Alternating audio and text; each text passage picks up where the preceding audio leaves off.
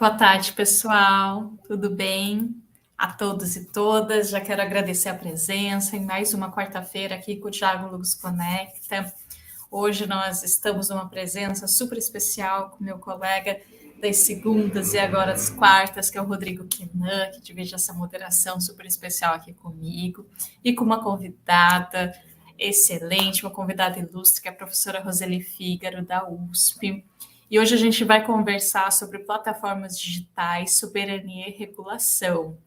A professora Roseli, que está aqui com a gente, ela vai falar sobre essas questões das lógicas de negócio das plataformas, como esse negócio interfere nas relações de trabalho, na qualidade da informação ao público, na soberania nacional e nos direitos dos cidadãos.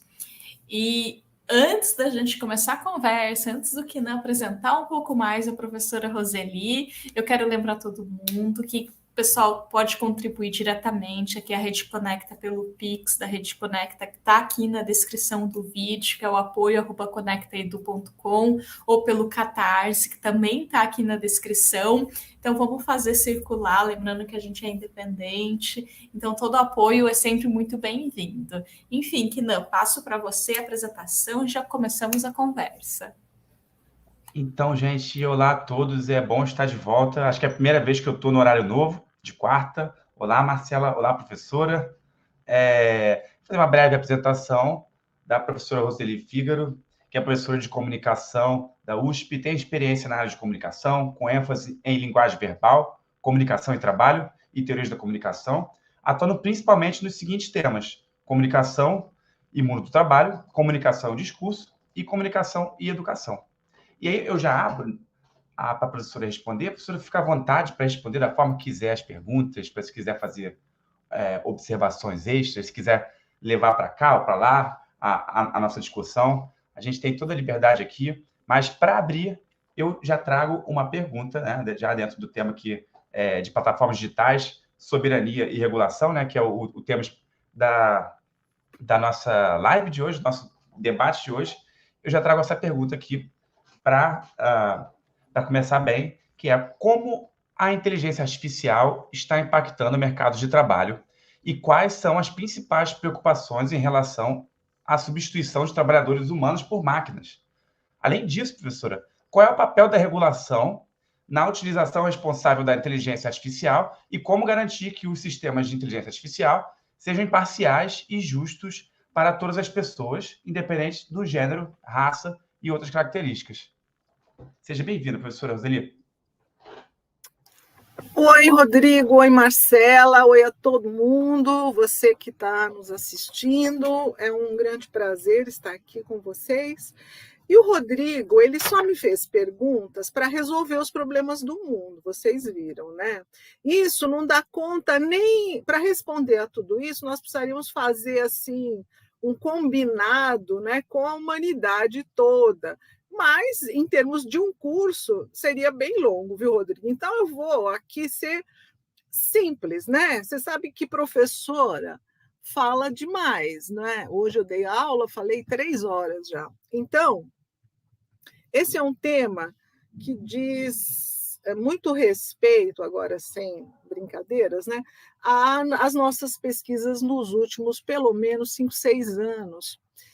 Mais um pouco, porque eu estou tirando aí a pandemia, mas um pouco mais, desde 2015 para cá, do Centro de Pesquisa em Comunicação e Trabalho, que eu coordeno com uma equipe maravilhosa de 20 pesquisadores, doutores, mestres, mestrandos, jovens de graduação, uma turma muito aguerrida à pesquisa. E nós temos também visto que como pensar a plataforma, né? Você pensa assim, esse nome plataforma é um nome muito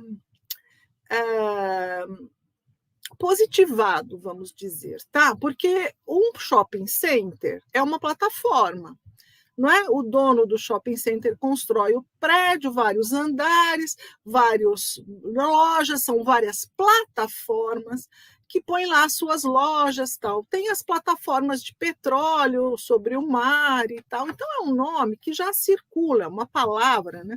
Um substantivo aqui, sobretudo em português, que circula bastante já no nosso imaginário, mas para lógicas diferentes, né? Então, a plataforma que está sobre o mar está o quê? Está instalado lá esse lugar, esse terreno, não é um prédio em cima do mar, que tem uma tecnologia para extrair coisas do mar. No caso, óleo, petróleo, gás e tal. No caso do shopping center, você tem ali uma plataforma que tem uma infraestrutura que as pessoas alugam para vender coisas, né? Roupa, comida, seja lá o que for, perfume, escritório, e você tem toda a infraestrutura. Então, o dono da loja, não se preocupa com a luz, com a segurança, com a água, com a limpeza, porque a plataforma fornece isso, né? Então, a plataforma seria esse lugar que disponibiliza uma infraestrutura para se fazer coisas. Então, olha, eu não tenho responsabilidade das coisas que são feitas aí, tá? Eu te montei uma infraestrutura, que legal que eu sou. E você me paga uma taxinha pequena pelo serviço que eu estou te prestando, porque eu sou um lugar, ou uma tecnologia, ou uma infraestrutura que te disponibiliza meios de fazer o seu negócio, o seu encontro, a sua reunião e tal. Bom, então essa palavra plataforma, ela vem com esse sentido bastante positivado, né? E dentro dessa lógica do negócio, em que se estabelece pelas tecnologias digitais, a possibilidade que o conhecimento humano nos trouxe, que foi apropriado para, sobretudo, organizar uma nova forma de relação, de compra e vendas de mercadorias e de produção de mercadorias, lógicas do capitalismo, não é? Esse conhecimento ele proporciona, então, novos meios de produção. Esses novos meios de produção, eles exigem um outro capital de investimento, eles exigem uma outra forma de circulação e de produção. É o que nós estamos vivendo agora. Por isso que a gente fala que o trabalho está passando por transformações, porque os meios de produção se transformaram.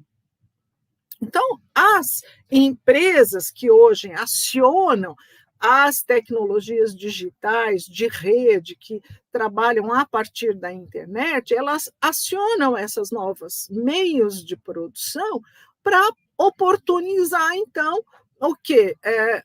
O trabalho, a produção de mercadorias, a troca e a circulação de mercadorias. Portanto, elas compram força de trabalho, elas são empresas como nós conhecemos a lógica da empresa, o capital privado, tem dono, tem conhecimento. E qual é a propriedade dessas empresas que elas não entregam de jeito nenhum? É o segredo do algoritmo. Tá? Então, eles podem mudar de prédio, né? Vende o computador, o celular, não está interessando isso, mas o algoritmo não pode. Antes era o tear, era a linha de produção que corre a montagem do automóvel. Aquilo não podia, aquilo era propriedade, era um conhecimento, era uma propriedade. Hoje não, hoje é o algoritmo. Então, essa empresa, que também parece assim muito interessante, que é quase transparente, né? Parece assim, é uma coisa leve, né? Plataforma, algoritmo, software, tudo muito na nuvem. Olha um monte de palavras para nomear essa nova organização das forças produtivas, do negócio, não é? Dessas empresas, que é muito interessante pensar. Mas esses meios, eles são muito pesados, porque são cabos que circulam, que atravessam os mares, os oceanos. O Google é dono de muitos cabos, de milhares de quilômetros. O Meta, a Microsoft, não é? São cabos de fibra óptica que passam dentro do mar, é coisa material, não é? E são feitos de um material potente para resistir às forças que estão ali. Né? A Microsoft, inclusive, pensa ou já está fazendo, colocando seus provedores no fundo dos oceanos, por conta de economizar energia, por conta do precisa de resfriamento, isso custa. Os minérios, vejam a questão dos Yanomamis, o ouro das regiões aqui.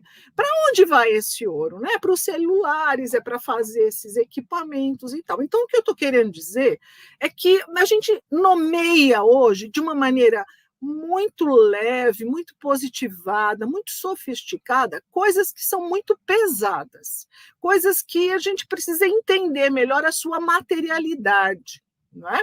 Então, esses meios de produção, eles não são leves, eles não são abstratos, eles são muito concretos, muito objetivos, não é? E organizam, então, uma nova relação de trabalho e de produção.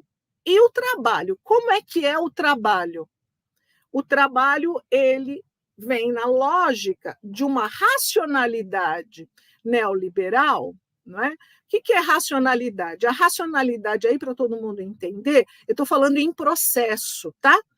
Então, pensa assim, o trabalho é um processo, é um sistema, não é? Você tem um método para trabalhar.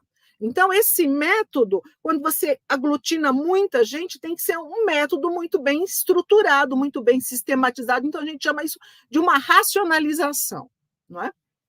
Isso já se chamou também organização científica do trabalho, no tempo do Taylor, depois do Fordismo, Toyotismo e tal.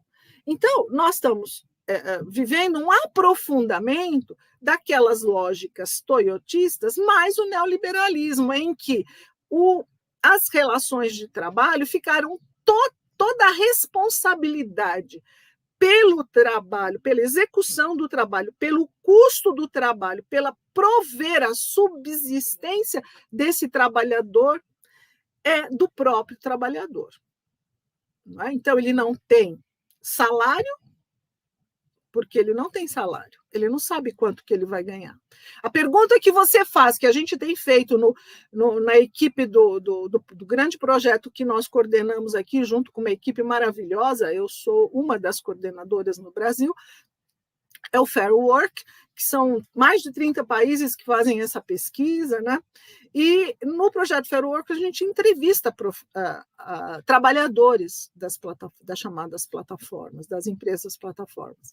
Então, o que eles falam para a gente pergunta, bom, e qual é o seu salário? Quanto você ganha? Eles não sabem responder. Eles não sabem responder porque eles falam, mas eu tenho que tirar os custos. Hoje eu não almocei, eu tive que pagar a gasolina, por isso eu não tenho dinheiro para o almoço. Eu não sei, eu vou ter que trabalhar até levar algum dinheiro para casa. Então, primeira coisa, não tem salário. Os equipamentos básicos, o computador, o celular, a moto, ou o equipamento para limpeza, ou o jornalista plataformizado, o computador dele, o celular, a luz, tudo. Ele tem que fazer isso, é o instrumento dele, não tem mais lugar. Aonde ele vai trabalhar? Ele vai pôr na casa dele, no lugar dele, ocupar o espaço privado, ou então alugar uma sala para ele. Ocupar um café, um lugar silencioso para ele poder trabalhar, porque não tem mais um edifício onde a empresa pagava, não é, os custos da água, da luz, do cafezinho, do papel higiênico e tal. Isso tudo ficou para conta do trabalhador. Então, a ideia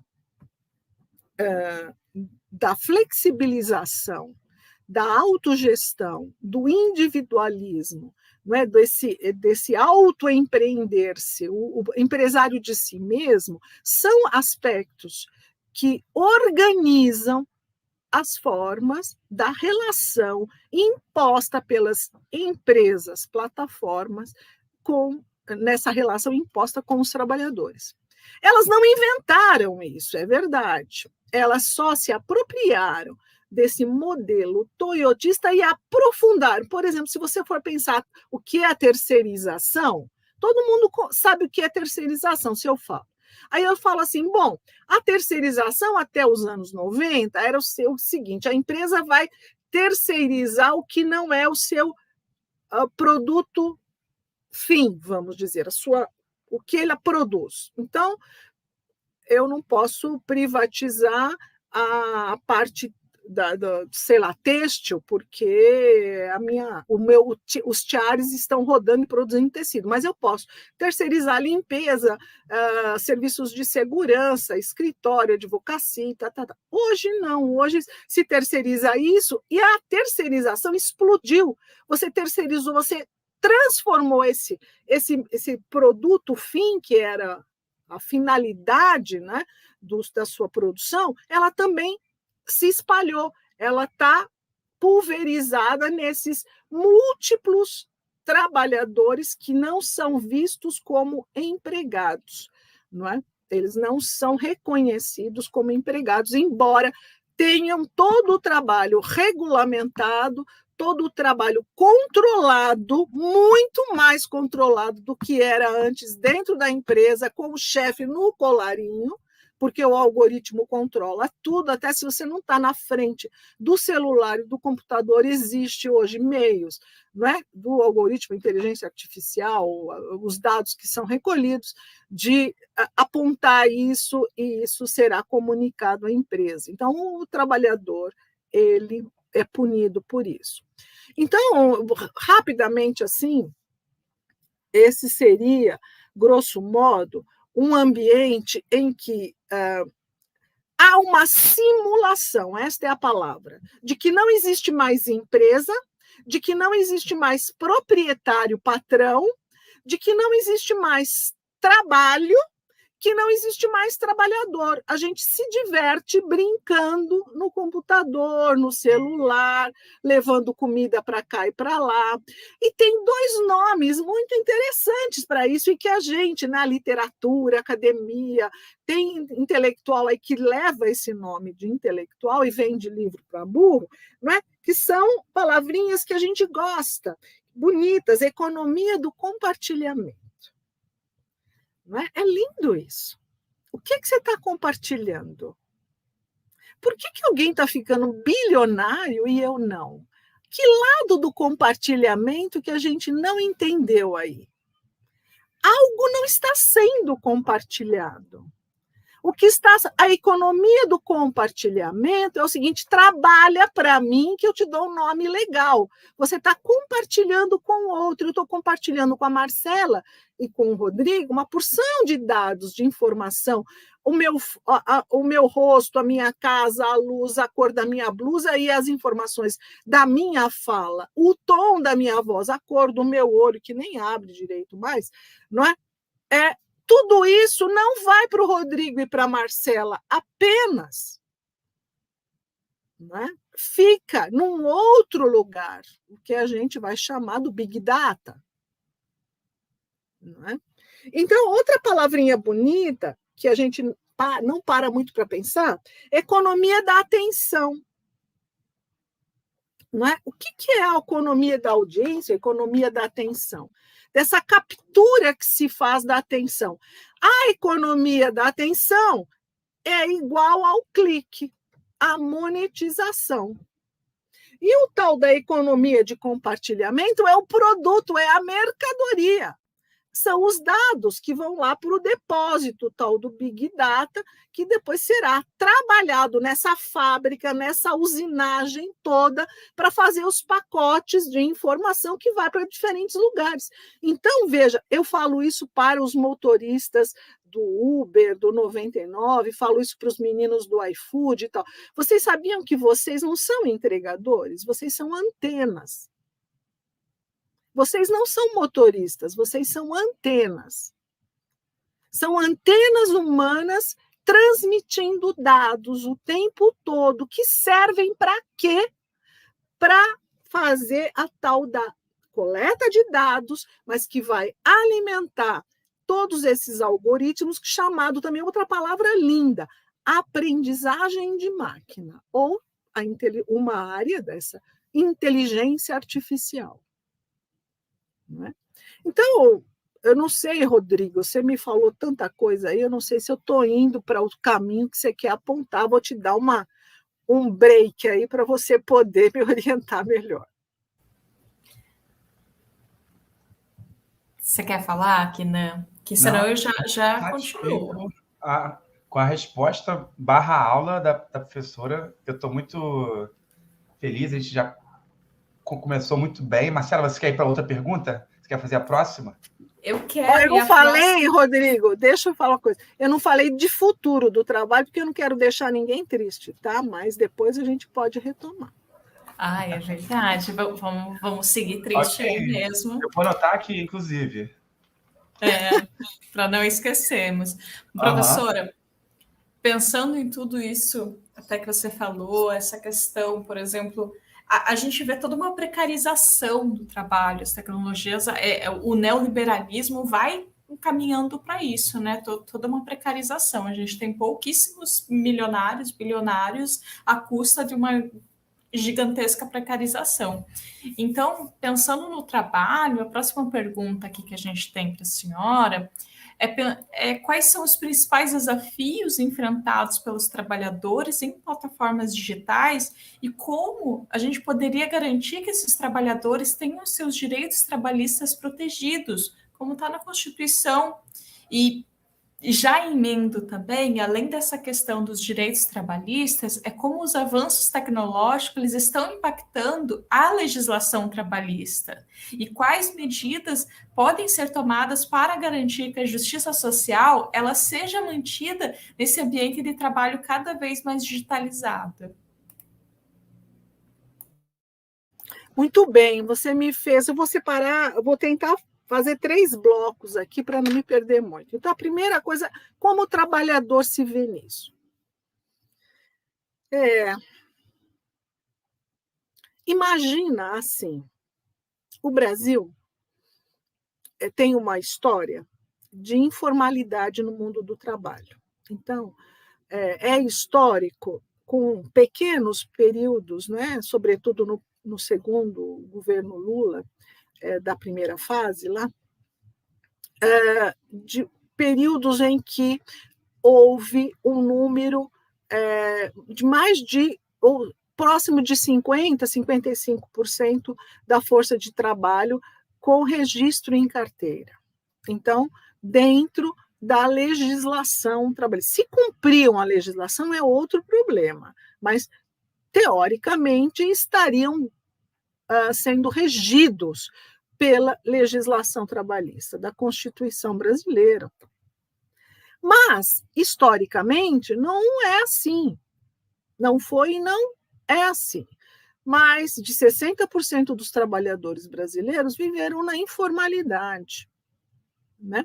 Uma parte grande desses trabalhadores da parte do setor de serviços, não só os trabalhadores domésticos, mas todos os trabalhadores de vendas, que a gente chama de... tinha um nome, em São Paulo a gente chamava de camelô, não sei se é o nome, né? O pessoal do comércio que vende nas suas pequenas barracas, nas feiras e tal, pela cidade, né? Pelas cidades afora. Os trabalhadores domésticos e trabalhadores de outros serviços. Então, o pessoal da construção civil, o pedreiro, o mecânico, tal. Então, um grande número de profissionais trabalharam no Brasil na informalidade. Então, quando vem a plataformização, ela não encontra um mercado de trabalho organizado, com vínculo, com respeito à legislação.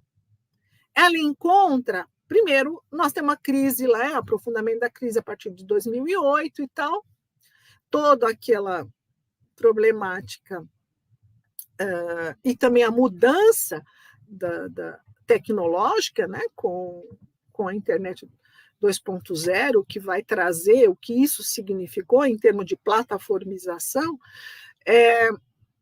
vai encontrar um mercado de trabalho já bastante precário e desorganizado.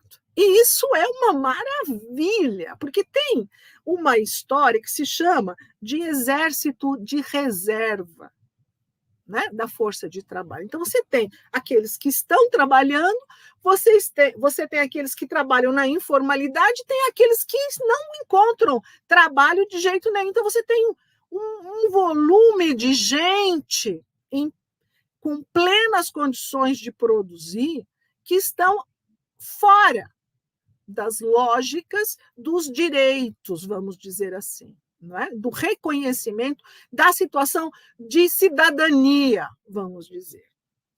Então, quando as plataformas chegam, a lógica delas é o quê? Pegar.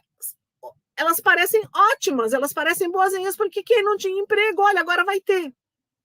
Ah, eu não trabalhava, agora eu trabalho, então para mim é o céu. Então eu costumo dizer assim, as pessoas aceitam tais condições porque elas estavam em condições piores. Então, há uma ilusão momentânea, houve uma ilusão momentânea, sobretudo em 2017, a partir de 2015, quando você vai conversar com esses trabalhadores já mais antigos de Uber, de 99, dessas empresas, né? Os meninos que fazem o delivery, da entrega também, eles dizem, antes a gente ganhava mais, antes era bom, agora tem muita gente no mercado por conta da pandemia. Não é? Não é isso, é que esse trabalho foi aparecendo como uma solução para mais gente e eles foram também rebaixando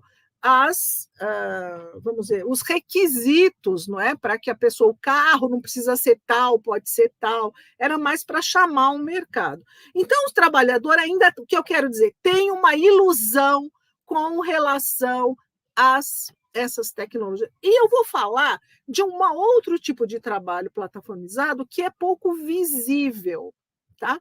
O que a gente chama vários acadêmicos estudam isso, mas eu vou falar um que eu conheço, que estudou isso um pouco, que é o Rafael Groma, né? E que são as fazendas de clique. O que é isso? Então, aquele jovem universitário do ensino médio, ou aquele já profissional que está sem oportunidade de emprego, ele vai buscar esse tipo de trabalho. Aí ele vai falar para a família, estou trabalhando na internet, eu sou analista de redes. E a pessoa fala, que legal, como ele é importante, mas ele está trabalhando 10, 12 horas ou mais todos os dias da semana, sem saber se vai ter salário, para fazer o quê? Dar clique, ajudar a fazer o que a gente chama que nós chamamos do tal do aprendizagem de máquina. Então, isso aqui é um cachorrinho, isso aqui é amarelo, isso aqui é uma mulher, isso aqui é um quadrado. É assim que os dados, não é? Vocês ouviram falar que o GPT passou por um período de testes e todo esse teste foi realizado com o trabalho, quase em situação de escravo, de trabalhadores asiáticos. Né? Então, e aí quem ganhou esse dinheiro? Isso foi uma denúncia recente, em dezembro, né? Assim que saiu o ChatGPT. Então, a situação do trabalhador é a pior possível, porque ele não tem, como eu disse, nenhum vínculo, se ele se machuca, não tem nenhuma previdência, não tem seguro, não tem nada, não tem férias, não tem nada. Há relatos, para vocês terem uma ideia, né? O trabalhador se acidentou, morreu. E a empresa de plataforma depois o bloqueou. Ele estava morto. Bloqueou porque ele não foi fazer a entrega. Como assim? O cara já morreu. Nenhuma assistência foi dada. Então, essa é a situação do trabalhador. Agora, o que fazer com relação a isso? O que fazer com relação? Aí é que o problema é grande, porque o lobby, não só o lobby econômico dessas empresas, que atua na mídia, que atua no parlamento, eles fazem leis, sabia? Eles têm a bancada das plataformas, das empresas online. Não é? Eles são organizados. Os desorganizados são os trabalhadores. É para os trabalhadores que se diz não precisa de sindicato, não precisa de associação. Vai ver onde está qual é a associação das empresas de plataforma no Brasil. Elas têm. Elas fazem reunião, ela banca pesquisa, assessoria de comunicação não falta, não é? Eles doam dinheiro, eles já estão até nos postos do governo, não é? Então, eles não perdem tempo, eles são muito organizados, eles sabem o que eles querem mais dinheiro. Ponto. É muito simples. E os trabalhadores hoje, nós, inclusive, da área acadêmica, na virada de dezembro para janeiro, nós fizemos um grande esforço, nós do Centro de Pesquisa em Comunicação e Trabalho, o pessoal do Fair Work e outros grupos de pesquisa do Brasil todo, nós nos unimos num grupo muito grande de pesquisadores de trabalho plataformizado e discutimos muito as nossas pesquisas, cada um com as suas contribuições, e fizemos um manifesto. Esse manifesto foi assinado por mais de 300, quase 400, ou já passou de 400, eu não acompanho mais, pesquisadores brasileiros, por muitas universidades e centros de pesquisa. E esse manifesto é endereçado a quem? É endereçado à sociedade, mas, sobretudo, ao governo. A todos aqueles agentes, não é? Parlamento, judiciário e executivo, que podem atuar com relação aos direitos do trabalhador. Desses trabalhadores que não têm o seu vínculo de trabalho reconhecido, mas eles são subordinados às lógicas das empresas. Então, eles são trabalhadores dessas empresas. As nossas pesquisas, de diferentes pontos de vista, da psicologia, da saúde pública, da medicina, da antropologia, da comunicação, do direito, nós mostramos isso. Eles são submetidos às lógicas das empresas. Mas eles vão trabalhar a hora que quer. Parece que sim. Eles trabalham 12, 14 horas por dia, pode começar às 8, pode começar às 10, pode começar meio-dia, mas trabalha. Mas a legislação brasileira tem já conserto para isso. Ninguém falou que trabalhar é das 8 às 5, ou das 7 a não sei o quê, tá certo? Então, essa questão é uma nuvem de fumaça que colocam na frente do trabalhador para dizer assim, o vínculo trabalhista tira a sua liberdade, a sua autonomia. Isso é conversa mole, não é? Vê lá se as empresas não estão organizadas, se elas não querem um banco, o sistema financeiro com regras para pôr o dinheiro delas, se elas não querem um juro bem alto para continuar ganhando dinheiro. Não é? Com o quê? A gente chama de dívida pública. Dívida pública é o quê? São os papéis do governo, que o governo fala, investe em mim, que eu, né, e me dá esse dinheiro, investe em mim. Então, você está ficando credor dessas empresas, você está devendo para essas empresas. Então, eles querem juros altos por conta disso, porque aí é óbvio, quem quer baixar juro nessa situação? Só os bobos, né? Só eu, né? Eu e o pobre que vai comprar arroz e feijão. Então, veja, esse manifesto foi entregue agora para o ministro do Trabalho, nós já fizemos 2 reuniões na área, não é importante falar isso, espero que a gente continue conversando. Há muitas articulações de vários tamanhos, origens e objetivos, e nós estabelecemos 7 objetivos nesse manifesto, que depois vocês podem até ler esse manifesto, pôr um link, eu posso passar para vocês. Né? Primeiro, reconhecer vínculo de trabalho, são todos trabalhadores. Né? Depois, reconhecer o seguinte, são todos trabalhadores e a CLT que deve reger a lógica.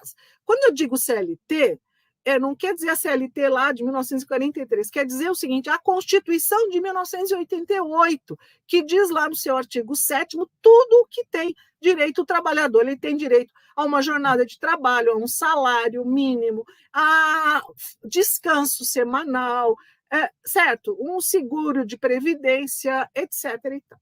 Muito bem. Então, esse manifesto está lá E um dos itens do manifesto trata da privacidade de dados. Essa, para mim, é a questão chave de toda a discussão.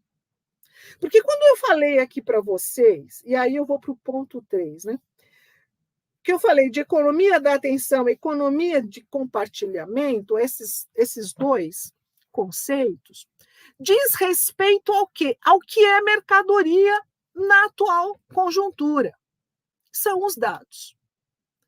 Então, se esses trabalhadores, seja a doméstica que presta serviço para o Get Ninjas e vai trabalhar dentro de uma empresa, ou o marceneiro que está lá também, ou o cara que presta serviço, que é empregado da Lalamove, põe lá o seu carro para fazer as entregas. Todos eles são empregados e eles não só fazem o serviço, como eles são coletores de dados. Tanto é assim que quando você lê os termos de uso dessas empresas, esses termos de uso tem que ser falado aqui, eles jogam fora a nossa Constituição. Porque tudo que está escrito na nossa Constituição, quando o cara dá o clique lá no aceito, nos termos de uso, ele joga fora a Constituição. É como se ele não estivesse no Brasil. Então, isso é um ataque à nossa soberania. Isso é um ataque à soberania. Ou o governo, ou o parlamento, ou o judiciário faz alguma coisa, ou então nós não temos nem judiciário, nem parlamento, nem governo. Porque quem manda são essas empresas. O governo são as plataformas. Simples assim. Entende? Vocês me entendem? E eu não estou nem falando da área de ensino, hein? Quando a gente começa a ver, e da área de saúde, como essas plataformas levam todos os nossos dados sobre os exames que você fez no último mês, qual a doença que você tem, e vende isso para quem paga, tá? E nas eleições já está provado como esses dados circulam, o que isso causa para a democracia.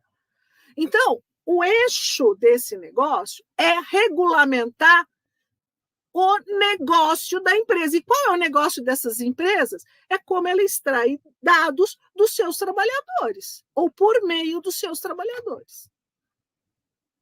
Tá? Então, o nosso manifesto fala disso também. Não sei se eu respondi, mas está aí. Respondeu sim, professora, muito obrigada. Sim, foi muito bom. O pessoal está muito empolgado no chat com o nível da discussão. O pessoal está muito feliz. Teve a Rosa Maria, excelente explanação. Parabéns pela interação, pela abordagem imprescindível. Teve alguém aqui no chat que falou que foi aluna da professora. Acho que lá no começo, não estou achando. Ah, aqui, ó. A Sandra, que alegria em vê-la, professora Roseli. Fui sua aluna na FAP.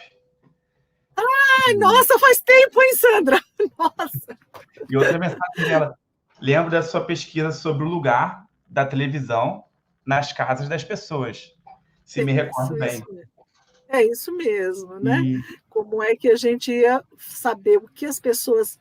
O sentido dos produtos culturais a partir de uma visada, né, de como era a casa, o lugar da televisão na casa. Muito bem. Muito bom a participação do pessoal, muito obrigado. E aí, eu disse que tinha anotado, professora, né, a pergunta sobre o futuro do trabalho, e vamos combinar com a pergunta do chat, assim, que a gente tem, infelizmente, só 1 hora, a gente tem que fechar às 6, e aí, deixando essa pergunta, que a professora Zeli disse que vai ser a mais triste, todo mundo vai ficar triste a partir de agora, o nosso querido Wilson perguntou no chat qual o futuro do trabalhador, qual o futuro das empresas, qual o futuro da humanidade. Essa aí, se a professora achou a minha pergunta no começo um pouco abrangente, qual o futuro da humanidade é um pouco ainda mais. Mas excelente, do Wilson. E qual o papel do Estado nesse tempo de inteligência artificial, né, de IA? Então, eu passo de volta para a professora para ela falar sobre o futuro do trabalho. Eu vou pegar os meus lenços para... e ficar à vontade. Olha, bom, Então, vamos lá. A questão da inteligência chamada inteligência artificial, né? Também não gosto desse nome. Não gosto, vou explicar por que eu não gosto nem de aprendizagem de máquina e nem de inteligência artificial para chegar lá na humanidade e no futuro do trabalho.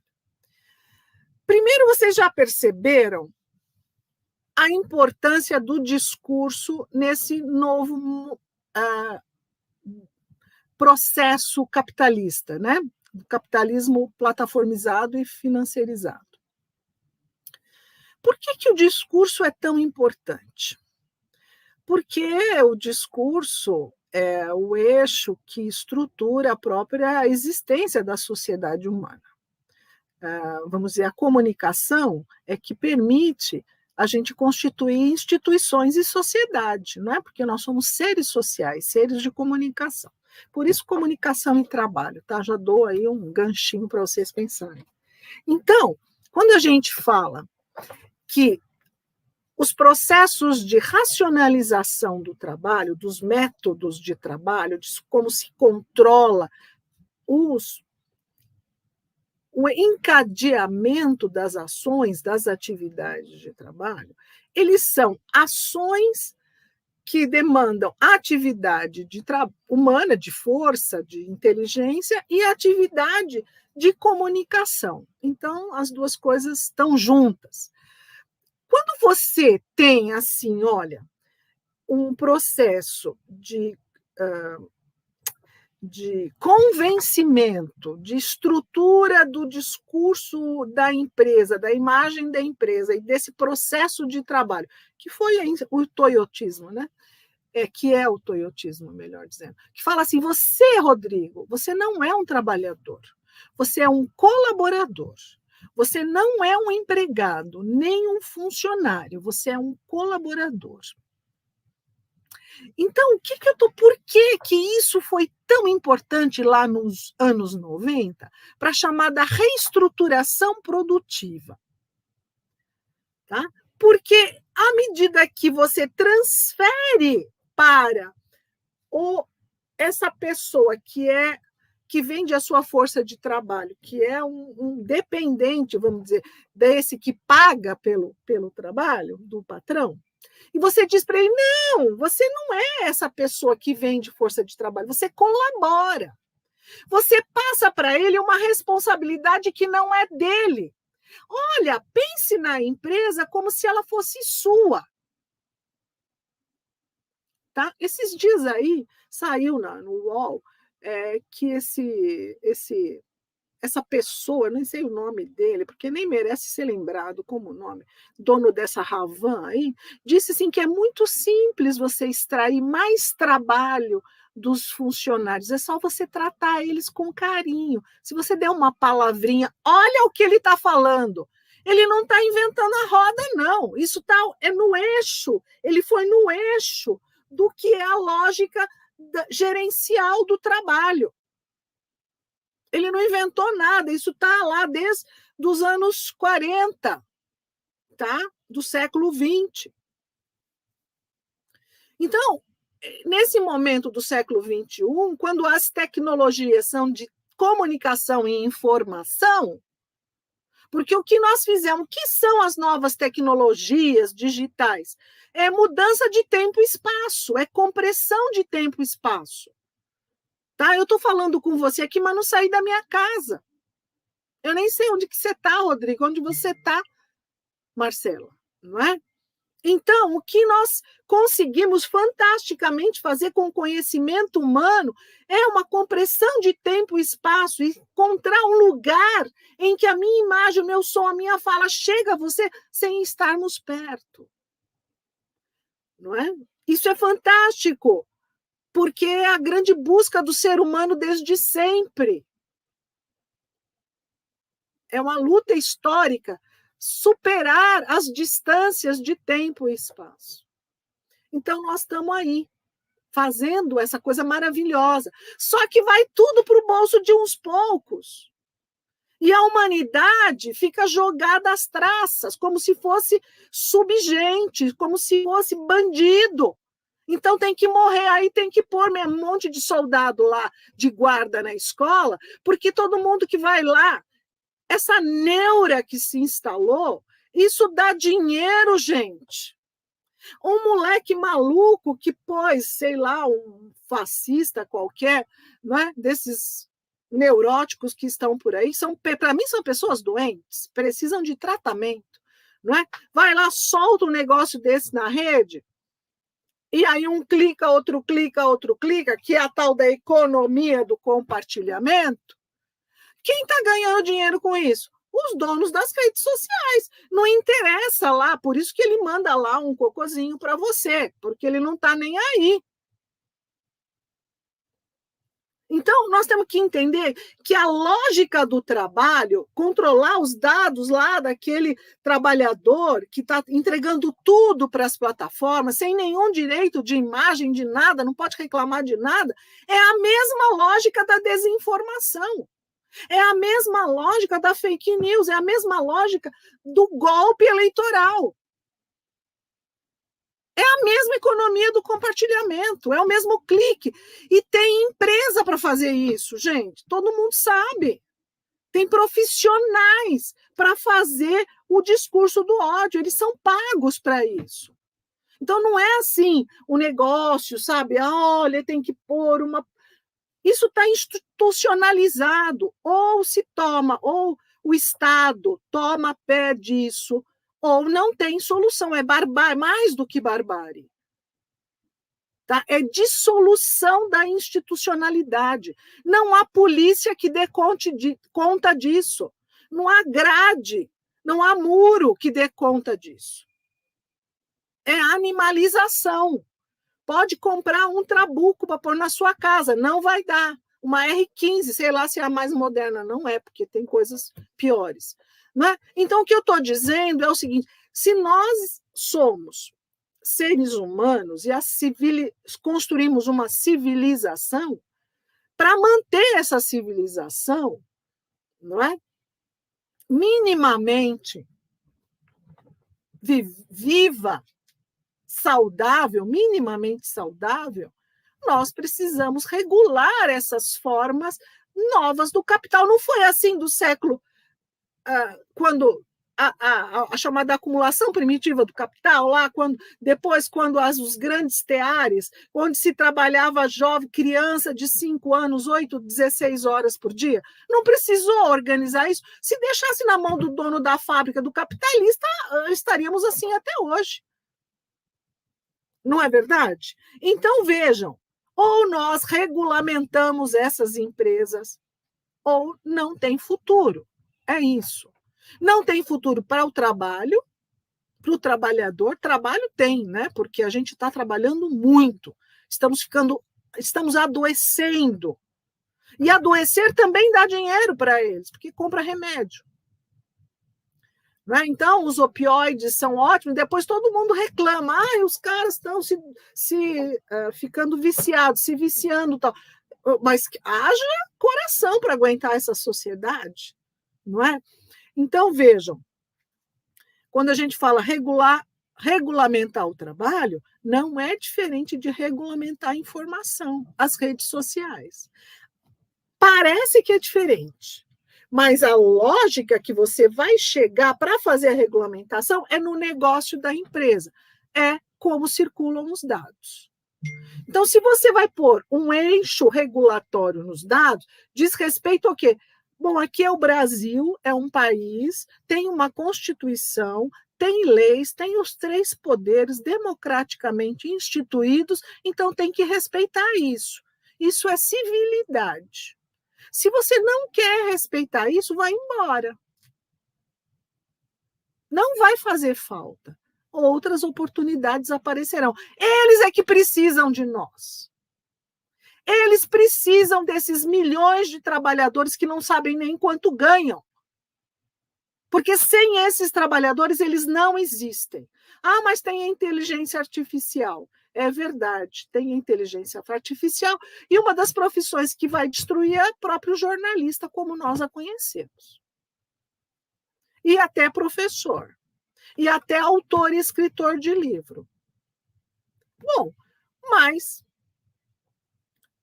pela lógica do capital, é a barbárie. É isso, eles estão um pouco se lixando com isso. Alguns vão vender esses livros que vendem muito, né? Vão ter as ideias brilhantes, os TikToks, os YouTubers da vida, não é?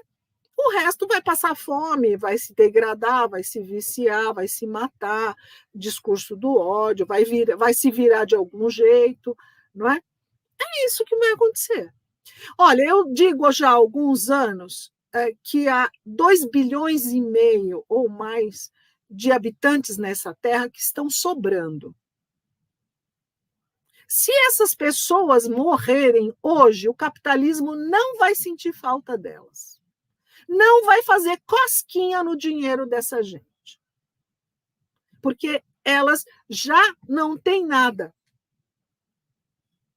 Então, por isso que eu digo que se nós não tomarmos uma providência de organizar, os trabalhadores têm que ver o seguinte: o patrão sempre vai falar que ele não tem que se organizar. O patrão sempre vai falar assim: olha, vem aqui que eu vou resolver o seu problema. Os interesses são diferentes, gente. Nós queremos o quê? Nós queremos só os direitos do trabalho. Queremos ser respeitados enquanto seres humanos que sabemos fazer coisas e queremos ser remunerados dignamente.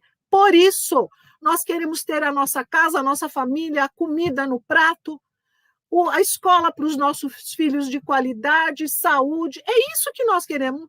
Nós não queremos os seus palácios, os seus iates, essas coisas todas só prejudicam a natureza. Nós queremos o bem-estar das pessoas comuns, mas isso nós não estamos tendo. Esse que é o problema.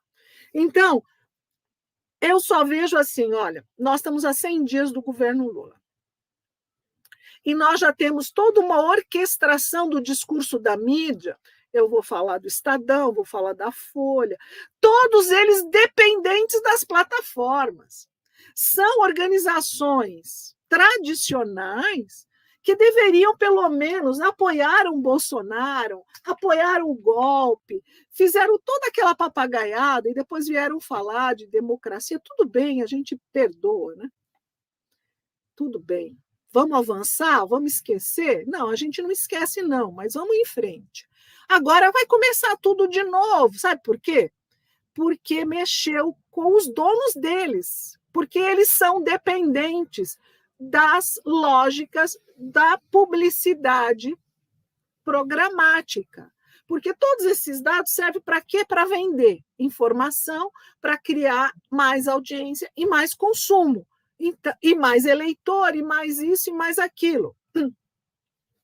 Então, isso depende da tal da publicidade programática. Você sabe que a Amazon já ofereceu dados da própria cidade de São Paulo para a prefeitura e para outros órgãos? Veja só, nós não temos controle dos nossos dados, mas eles têm. Aliás, nós temos, mas eles falam que tem melhor o tratamento desses dados. Então, veja só como é as coisas, como são as coisas. Então, eu digo, assim, para ir terminando, né, que eu já estou falando demais, já estamos esgotando o tempo. Qual o futuro da humanidade? É promissor. Eu acredito na humanidade. Um grão de areia pode parar o moinho, disse um dia uma grande máquina, disse um dia um grande pensador contemporâneo, Bobbio. Um grão de areia. Então, eu acho que aqui nessa TV hoje, nós somos esse grão de areia. E se cada um de nós formos esse grão de areia, a gente pode ajudar a parar essa máquina monstruosa. Não é? Então, eu acho que... Qual é a palavra de ordem hoje? Se eu posso deixar uma coisa aqui, é regulação das plataformas. Não só por conta, não é censura, não encaiam nessa história, não. Isso aí é conversa mole. Regulamentação das plataformas significa regulamentar o negócio para o trabalho, para a circulação da informação e para os seus dados, a sua segurança de dados. Não adianta pôr o soldado lá com a metranca se os seus dados estão circulando livre por aí, gente, vamos pôr a mão na cabeça. Não é? Então, a palavra de ordem hoje, todo mundo tem que sair falando isso. Temos que apoiar a regulamentação das plataformas, nós queremos regulamentar. Eu quero saber que esse menino que vem entregar comida para mim, ele tem um salário, ele tem dignidade, e eu defendo isso, e etc. e tal. E os dados que eu estou falando aqui, eu sei para onde vão, o que é feito com eles. É isso que é a regulamentação, é obedecer à Constituição brasileira, é a nossa soberania nacional. Falaram tanto de bandeira de soberania e não sabem nem o que estão entregando aí, né? É vergonhoso. Bom, mas é isso, gente, desculpa pelo excesso. Obrigada, professora. Que aula, que aula. No final, no lugar dos lencinhos, a gente sai com essa esperança, com essa fagulha de esperança aí, somos todos grãos de areia para parar esse moinho. E eu acho que agora, professora, o grupo enviou um manifesto, a gente está precisando cada vez mais pessoas falando sobre isso, entender sobre isso, porque ficar sempre pensando, mas é um empresário que dá emprego, e a pessoa está ali se açoitando de uma maneira completamente absurda. Então, eu achei que foi uma aula maravilhosa, uma aula fácil de entender, a compreensão. Eu espero que todo mundo possa compartilhar com quem trabalha no Rappi, no Uber, todas essas plataformas. Eu acho que a gente precisa fazer circular mesmo para o pessoal entender. Seria tão bom se caísse num grupo do Uber, para o pessoal entender que, gente, vamos sindicalizar, vamos pedir a regulamentação das plataformas, não é para perder emprego, é para garantir direitos, né? Direitos constitucionais, né? Então, e o pessoal do chat, quero agradecer muito, teve muitos comentários aqui. A sua aluna, a professora, falou que foi de 1999, realmente faz tempo, hein? Aí tem mais gente aqui falando, o pessoal falando que foi uma grande aula, a professora. Foi maravilhoso, assim, o pessoal do chat está super, super engajado aqui. Então, eu só quero agradecer todo mundo, agradecer novamente a sua presença, professora. Eu acho que foi essencial, foi muito, muito importante, foi muito produtivo, foi muito enriquecedor. Agradecer ao Kinan, que está aqui sempre comigo, e todo mundo que está aqui com a gente, né? E lembrando, pessoal, que quem puder contribuir com a Rede Conecta, todo o Pix, toda a descrição ali do Catarse, está tudo aqui na descrição do vídeo. Valeu, gente! Tchau. Tchau, gente. Foi um prazer.